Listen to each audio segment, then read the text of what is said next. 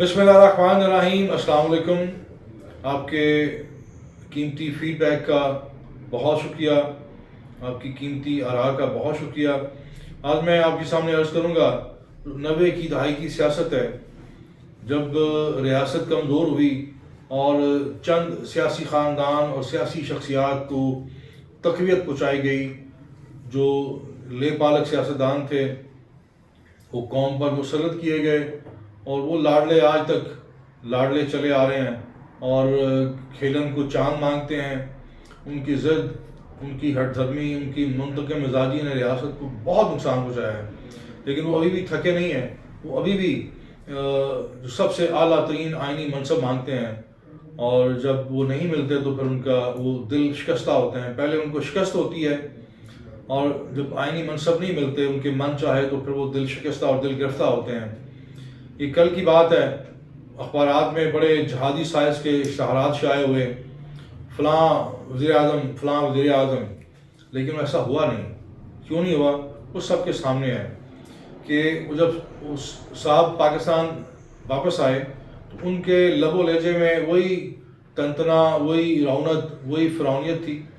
वो इंतकामी सियासत का इंदिया दे रहे थे। उनके लहजे से, उनकी बातों से, उनके बयानात से इंतकामी सियासत छलक रही थी। बहरकैफ 90 की दहाई की सियासत में एक बयानिया जो आज तक कोई फरामोश नहीं कर सका, वो ये था कि किसी इस्लामी रियासत में कोई मुसलमान सरबराह नहीं बन सकती। और ये बयानिया बुनियादी तौर पर कुरान मजीद की तालीमात का अक्स है। तो आज पंजाब में उसी जमात ने, उसी नवाज शरीफ ने, जो इस बयानिए का मास्टरमाइंड था कि कोई मुसलमान औरत किसी इस्लामी रियासत में सरबराह नहीं बन सकती, आज उसने अपनी बेटी को पाकिस्तान के सबसे बड़े सूबा पंजाब के लिए वज़ीर-ए-आला नामज़द किया है।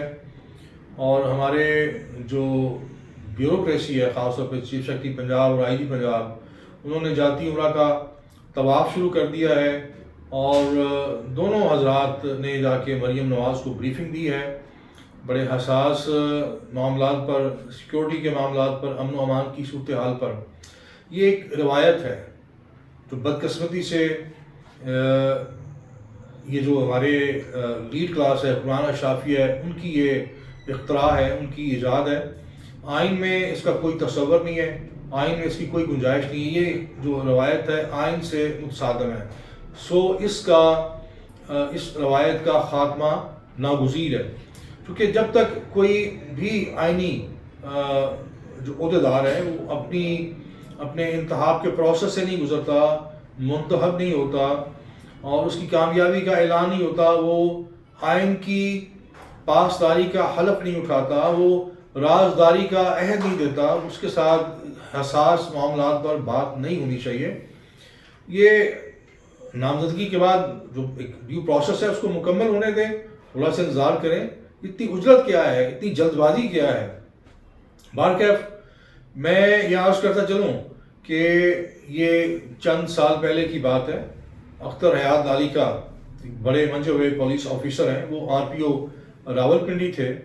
तो उनके जो मातहत पिंडी के CPO और बाकी जो अजला के DPO हजरात थे, वो चूँकि CSS करके आते हैं और पुलिस ग्रुप से उनका ताल्लुक़ होता है, वो एक रैंकर RPO को सल्यूट करने से के लिए तैयार नहीं थे। उनको लगता था कि हम PSP हैं, हम बड़े मुक़द्दस हैं और ये जो रैंकर हैं वो अछूत हैं। तो एक मुक़द्दस जो तबका है वो एक रैंकर को किस तरह सल्यूट कर सकता है? वहाँ से एक महाजराई शुरू हुई और जो हमारा ये जो मुक़द्दस तबका है इसने अदालतों का रुख किया।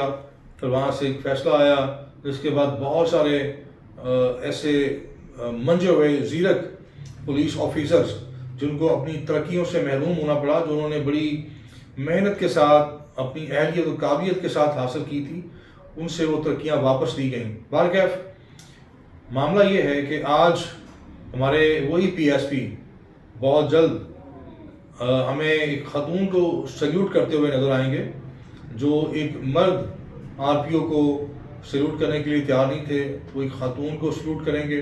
اب دیکھتے ہیں کہ ان کی انا زخمی ہوتی ہے یا نہیں ہوتی. زخمی تو نہیں ہونی چاہیے، کیونکہ بہت سارے ہمارے ہاں جو ہے وہ طاقتور جو حکمران ہوتے ہیں ان کے سامنے ان کا وہ تنتنا، ان کی وہ رونت فرونیت مان پڑ جاتی ہے. وہ ان کی چاپلوسی بھی کرتے ہیں، خوشامد بھی کرتے ہیں. مریم نواز نے بھی اپنے چچا شہباز شریف کی طرح تھانہ کلچر کی تبدیلی کا مزدہ سنایا ہے. اور بدقسمتی یہ ہے کہ جو بھی تھانہ کلچر میں تبدیلی کا نعرہ لگاتا ہے وہ اس تھانہ کلچر کا کچومر بناتا ہے. مریم نواز نے اندیا دیا ہے کہ وہ اپنے اس جو پولیس آفیسرز کی تعیناتیوں کے لیے خود انٹرویو لیں گی. میں حیران ہوں کہ ان کے پاس ایسا کون سا شاہی نسخہ ہے یا ان کے پاس کون سا ایسا وسیع تر تجربہ ہے، انہوں نے کہاں ڈیلیور کیا ہے، کہاں گورننس کیا ہے کہ وہ پولیس آفیسرز کو انٹرویو کریں گی اور پھر ان کو پوسٹنگ دیں گی. میں سمجھتا ہوں کہ پولیس کے اندر جو سیاسی مداخلت ہے، جب تک پولیس کے اندر سیاسی مداخلت جاری رہے گی تھانہ کلچر کبھی تبدیل نہیں ہوگا. پولیس کلچر کبھی تبدیل نہیں ہوگا. سب سے پہلے پولیس کے اندر سیاسی مداخلت ختم کرنا ہوگی. پولیس اپنے ایک خود کار نظام کے تحت جو آلریڈی اسٹیبلش ہے اس کے تحت ٹرانسفر پوسٹنگ ہونی چاہیے.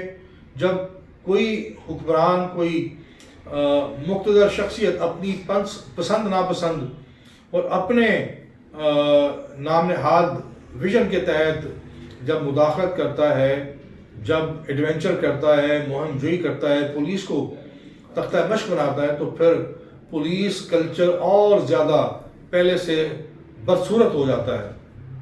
تو میں سمجھتا ہوں پولیس کے اندر پولیس کو ایک ایسا گریسفل، ایک مدبر اور پروفیشنل آئی جی چاہیے جو اس سیاسی مداخلت کے حوالے سے ایک قانونی طور پر، اخلاقی طور پر ایک خوبصورتی سے مزاحمت کر سکے، اپنے اس محکمے کی ساکھ کو، اس کے وقار کو بحال کرے، جو ڈاکٹر عثمان انور کسی صورت نہیں کر سکتے.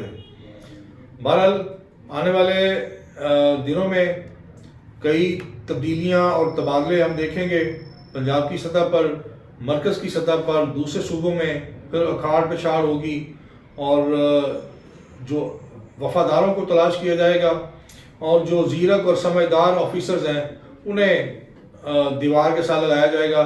تو اس سے ظاہر ہے پھر محکموں کی جو کارکردگی ہے وہ اور بری طرح متاثر ہوگی.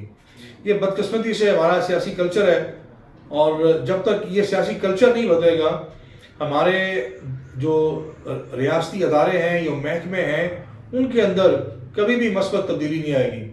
دوسری طرف اچانک سے مولانا نے ایک انکشاف کیا، مبینہ انکشاف، کہ جی ہمیں عمران خان کے خلاف طریقے عدم اعتماد کے لیے اکسایا یا آمادہ کیا، قائل کیا سابق army chief general Qamar Javed Bajwa نے اور سابق ISI کے DG جنرل فیض حمید نے.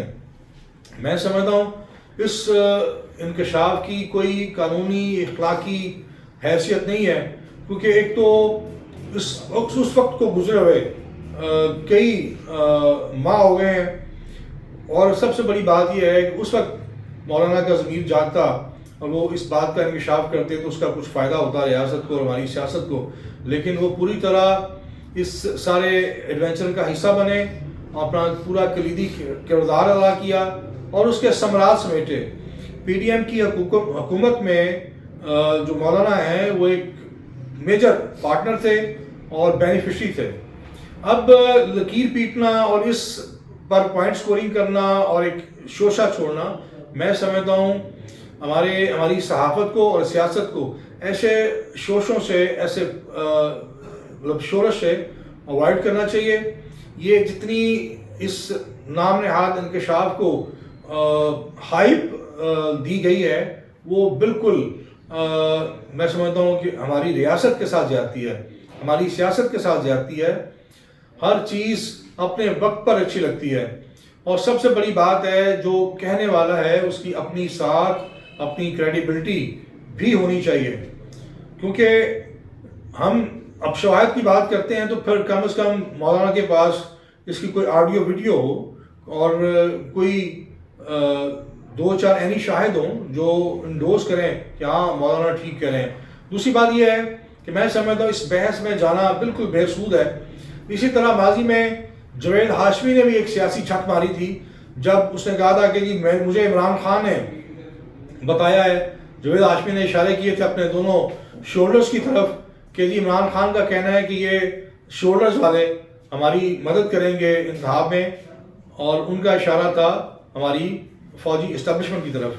میں سمجھتا ہوں کہ وہ بیان بھی بالکل ایک بیس لیس تھا، اس کی کوئی کریڈیبلٹی نہیں تھی، کیونکہ جوید ہاشمی نے عمران خان سے سنا تھا مبینہ طور پر، تو عمران خان کی سنی سنائی بات کو آگے کوٹ کرنا اور اس پر ایک محل تعمیر کرنا، ایک بیانیہ بنانا، بالکل میں سمجھتا ہوں ایک جھک مارنے والی بات ہے۔ اور بدقسمتی سے اس وقت بھی پاکستان کی سیاست میں ایک طوفان اور ہیجان کا ماحول تھا، اور اب بھی وہی صورتحال ہے۔ ہمیں ایسے نام نہاد جو انکشاف ہیں، اور سب سے بڑی بات ہے ایسے راز افشا کرنے والے، مبینہ راز افشا کرنے والے جو حضرات ہیں، ان کی اپنی جو سیاسی ساکھ ہے، جو سیاسی حیثیت ہے معاشرے کے اندر، سیاست کے اندر، وہ بھی دیکھنا ہوگی۔ تو یہ دوسری طرف اچانک سے عمران خان اور مولانا کے درمیان جو فاصلے تھے، جو انا حائل تھی، جو خلیج حائل تھی، وہ ایک دم سے یکلخت ختم ہو گئی ہے، اور وہ ایک نقطے پر اکٹھے ہو گئے ہیں جو دھاندلی کا نقطہ ہے، اور رابطے جاری رکھنے پر اتفاق کیا گیا ہے۔ دوسری طرف جو پی ٹی آئی ہے وہ دعائیاں دے رہی ہے امریکہ سے کہ وہ آئے اور ہماری سیاست کو بچائے، ہمارے مینڈیٹ کو بچائے، ہمیں اس کنویں سے نکالیں۔ تو میں سمجھتا ہوں کہ عمران خان کا جو آج کا مینڈیٹ ہے، اس سے کوئی انکار نہیں کر سکتا، اور یہ جو ہم آج اس مینڈیٹ سے انکار نہیں کر سکتے، اس کے ڈانڈے اس انکار سے جڑے ہوئے ہیں جو انکار عمران خان نے کیا تھا امریکہ کے سامنے، اور یہ نعرہ لگایا تھا کہ ہم امریکہ کی غلامی سے نجات حاصل کریں گے، اور حقیقی آزادی کا درس دیا تھا قوم کے سامنے، مفہوم سمجھایا تھا، مفہوم کہ ہم اصل حقیقی آزادی کی جدوجہد شروع کر رہے ہیں، اور ہم پاکستان کے اندر امریکہ کا جو اثر و رسوخ ہے بے جا، اس کو ختم کریں گے۔ بہرکیف یہ ایک آئیڈیل بات ہے۔